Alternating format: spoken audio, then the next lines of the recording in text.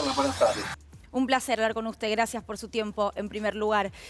Bueno, le quiero preguntar sobre esta noticia, ¿no?, que conocimos todos en las últimas horas, que nos da un poco de esperanza. Además, ¿cómo se siente usted representando a su país aquí en la Argentina al haberse enterado de esta noticia? Bueno, muy complacidos y muy orgullosos de los esfuerzos de la Universidad de Oxford y AstraZeneca. Y para mí me da mucho placer, siendo embajador británico en Argentina, que decidieron hacer la fabricación acá en Argentina junto con en México. Embajador, ¿usted se encontraba aquí al comienzo de la pandemia en Argentina?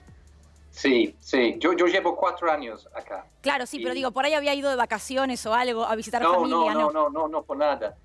Lo que ha pasado que en el inicio de la pandemia, toda la embajada estaba trabajando 7 días a la semana para ayudar a nuestros turistas varados, como Claro. muchos otros países.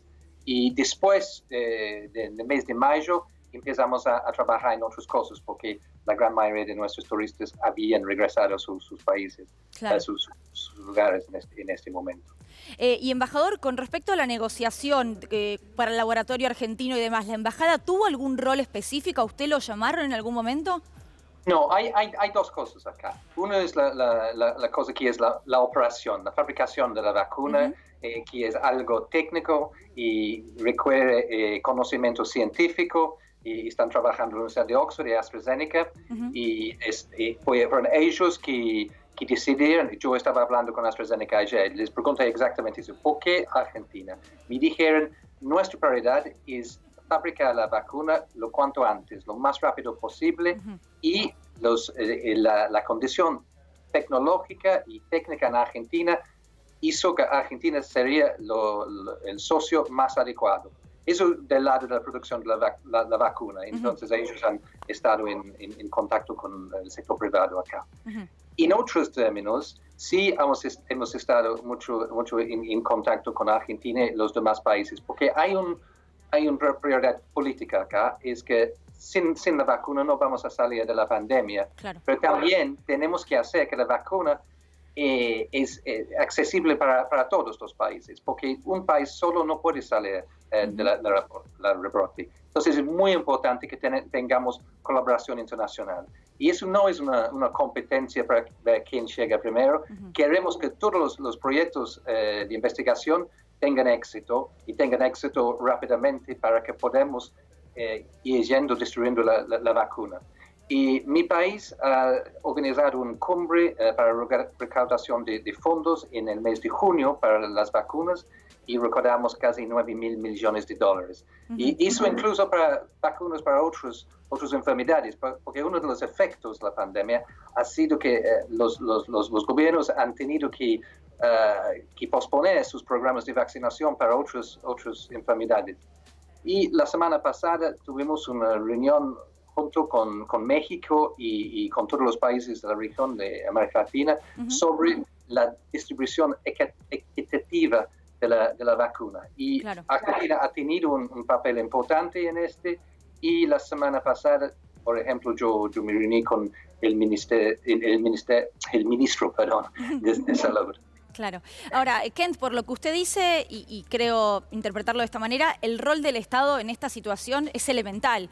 En primer lugar, para inyectar dinero, como usted decía, ¿no?, desde el Estado británico, por ejemplo, en lo que es la producción de vacunas, y luego en acuerdos internacionales, Estados fuertes y presentes, hablando de una distribución equitativa. ¿Usted cree que este rol del Estado, que esta importancia en las decisiones políticas, quizás a veces más importantes, por supuesto, que las del sector privado, van a prevalecer luego de la pandemia? Yo creo que en este momento de pandemia todos debemos de colaborar, el sector privado, los académicos, los gobiernos, en los papeles que les corresponden. Entonces, por ejemplo, le doy un ejemplo de la vacuna de Oxford. El gobierno, para estimular el proyecto, invirtió 100 millones de dólares en este proyecto.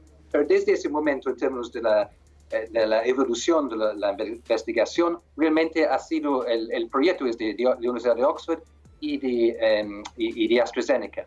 Pero también los gobiernos tienen un deber de apoyar, por ejemplo, a la Organización Mundial de Salud, que tiene el rol de coordinar mucho de la respuesta, de intercambiar informaciones sobre cómo está evoluyendo la pandemia y los técnicos que son importantes.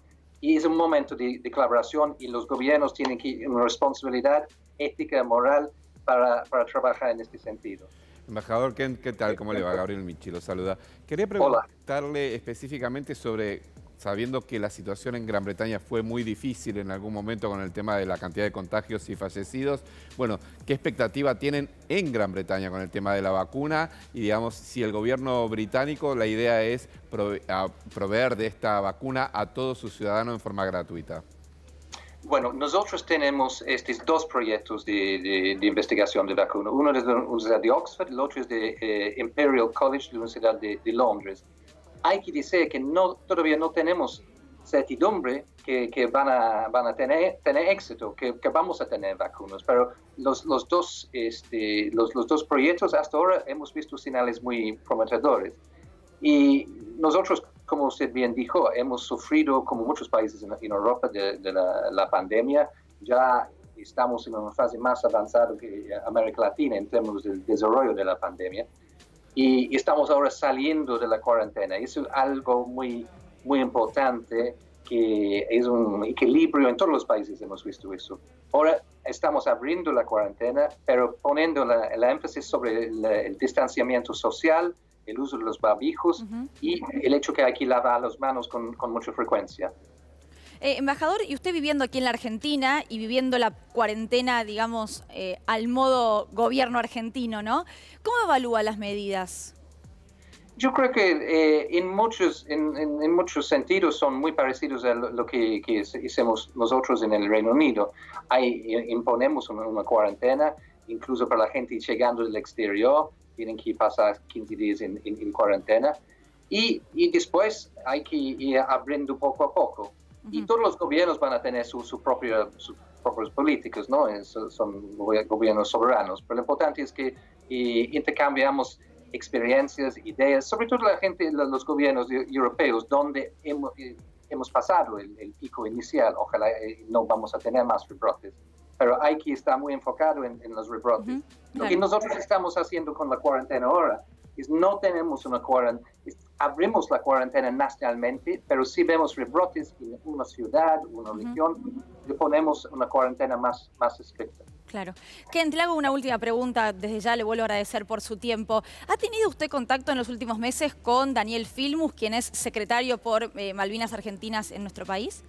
Sí, yo estoy en contacto regular con Daniel, tenemos un contacto fluido. Sí. Y lo más recién estábamos hablando sobre el proyecto humanitario, cuáles son los próximos pasos en la identificación de los caídos en el cementerio de Darwin. Y bueno, sabemos que tenemos diferencias en algunos puntos, pero tenemos una relación constructiva. Le agradezco muchísimo, embajador. Gracias por su tiempo. Muchas gracias. Gracias.